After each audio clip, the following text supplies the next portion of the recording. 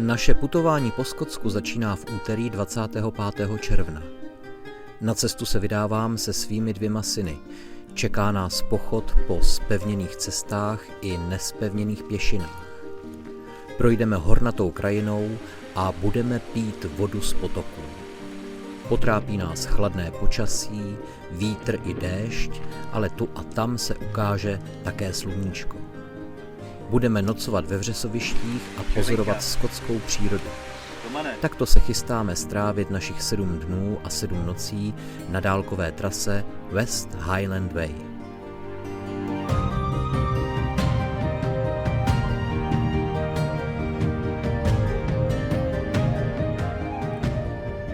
Dálková trasa West Highland Way měří přibližně 154 km a spojuje města Milngavie a Fort William.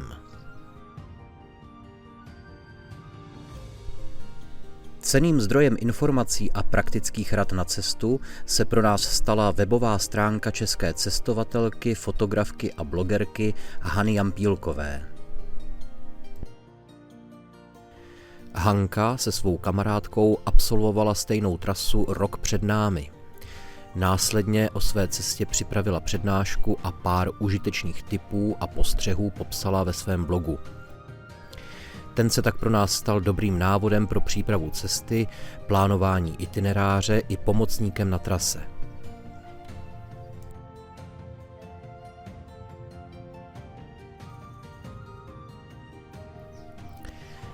Je 25.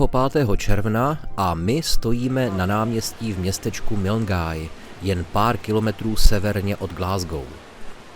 Právě tady dálková trasa West Highland Way začíná. Ještě než se vydáme na cestu, tak jsem si tady sebou vzal krokoměr, který koupil váš děda v roce 1990 ve Špindlerově mlýně. Tenkrát to vyráběla firma Mikrotechna. Nastaví se tam délka kroku, kterou jsem si změřil na 0,9 metrů, takže vlastně už to nastavený mám. No a ten krokoměr má v sobě závažíčko, který měří ty kroky, takže vlastně vrátíme se na naší cestě od digitálu ke starému dobrému analogu. Ještě nezbytná póza u obelisku značícího start a můžeme se vydat na cestu.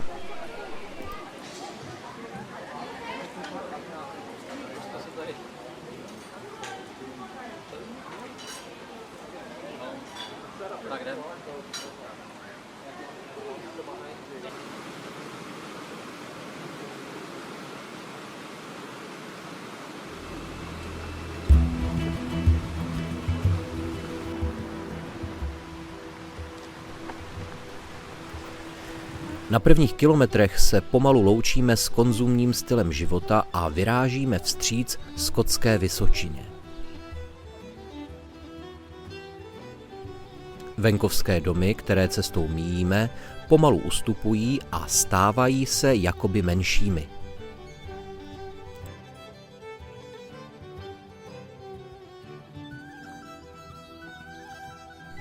V první třetině naší cesty není příliš těžké sehnat a doplnit zásoby pitné vody nebo potravin.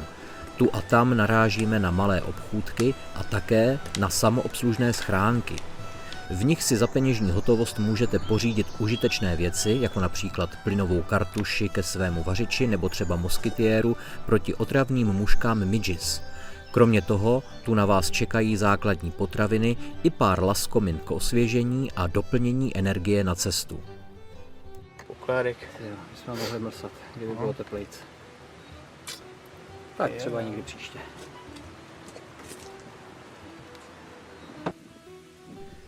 K největšímu skotskému jezeru Loch Lomond jsme se rozhodli nejít přímo.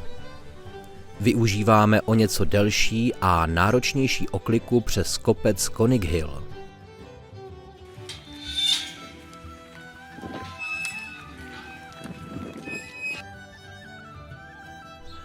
Po namáhavém stoupání jsme odměněni krásným výhledem na jezero pod námi.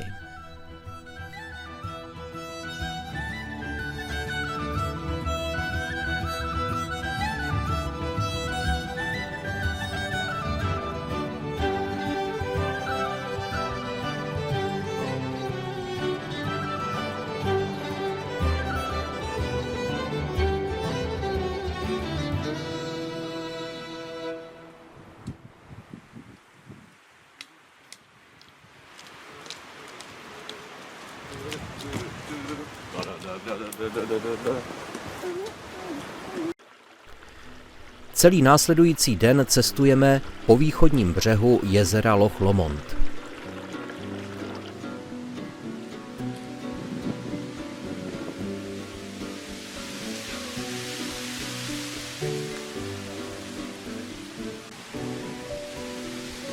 Pěšina je většinou hodně kamenitá a počasí ne moc vlídné. V odpoledních hodinách už opravdu hustě prší. Netrpělivě vyhlížíme kamennou turistickou útulnu, kde se dnes chystáme nouzově přespat. Tahle chalupa na to nevypadá. Tohle bude ono. Spolu s námi zde deštivou a větrnou noc přečkává dalších 9 poutníků.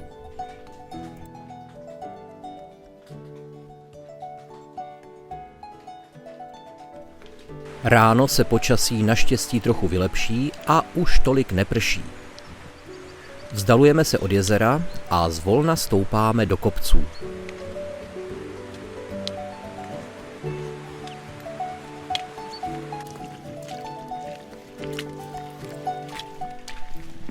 Asi po 2 hodinách pochodu se zastavujeme a děláme si pauzu na snídani.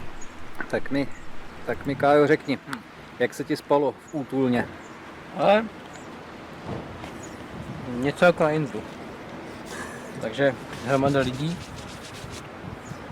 Tak musím říct, že bylo fajn, že nikdo nechrápal. Tak chrápali. Chrápali? Já jsem se probudil a chrápali. Tak to jsem spal asi líp jak ty. Až příště uslyšíš název jezera Loch Lomond, co ti vytane na mysli? Středověk, Hobbitín, nebo Mordor spíš. Silný Mordor, silný zápřah, ale krásné zážitky a vážení se toho, co mám.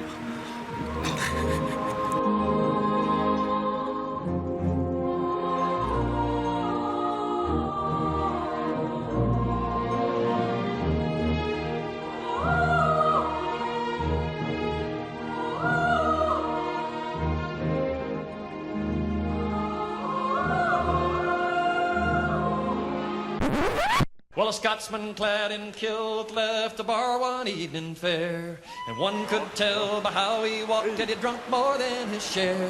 He fumbled round until he could no longer keep his feet, and he stumbled off into the grass to sleep beside the street. Ring ding diddle little I-O, ring da diddly I-O. He stumbled off into the grass to sleep beside the street.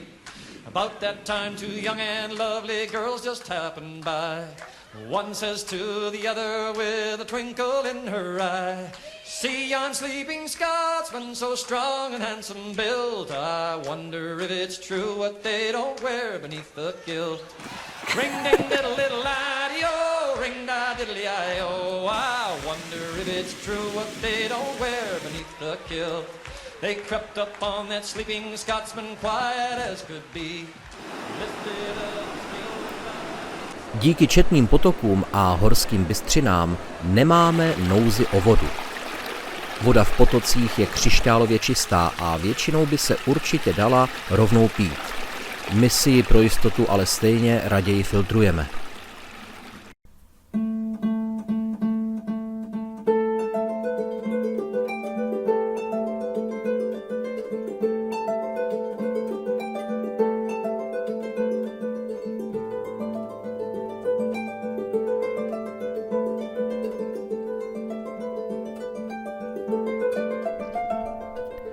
Cesta nás přivádí do oblasti rozsáhlých vřesovišť, kde trávíme následující noc. Je chladno, obloha je zatažená a občas zaprší. Do našich spacáků zalézáme brzy, ještě za světla.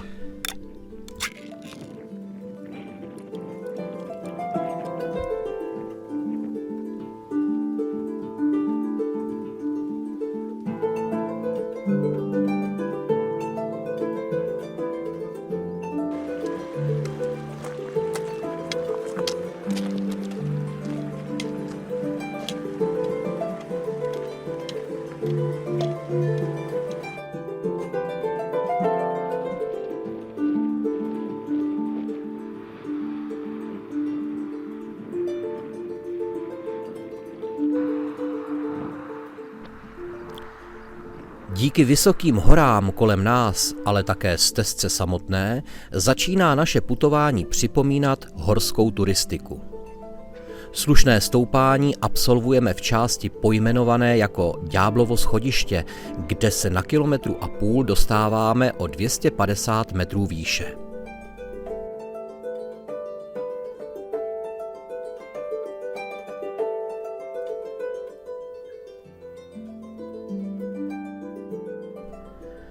Stezka pokračuje dolů do údolí až do města Kinlochleven.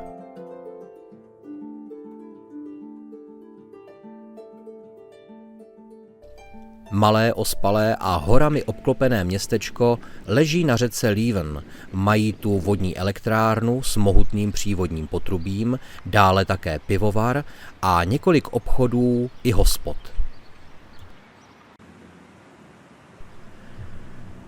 Zbývá nám poslední 7. etapa a nějakých 26 kilometrů do cíle. Po ranním dešti se počasí konečně vylepší a do našich zad se začíná opírat sluníčko. V samotném závěru nás stezka přivádí až k úpatí Ben Nevis, nejvyšší hory Velké Británie. Avšak kvůli nízké oblačnosti zůstává vrchol Ben Nevisu skrytý v mracích. Do města Fort William je to odtud téměř co by kamenem dohodil.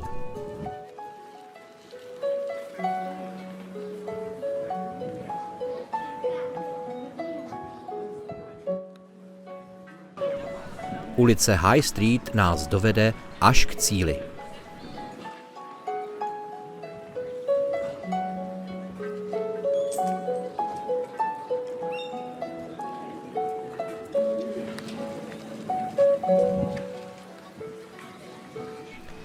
Dálková trasa West Highland Way tady končí. Na poutníky zde čeká lavička a bronzová socha poutníka s výmluvným názvem Bolavé nohy. Každou chvíli se tu zastavují lidé. Právě dokončili svou pouť a chtějí si pořídit fotku na památku. Ani my nejsme výjimkou.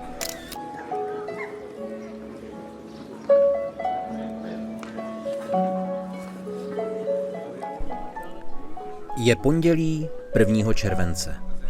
Cestu po skotské vysočině West Highland Way máme úspěšně za sebou.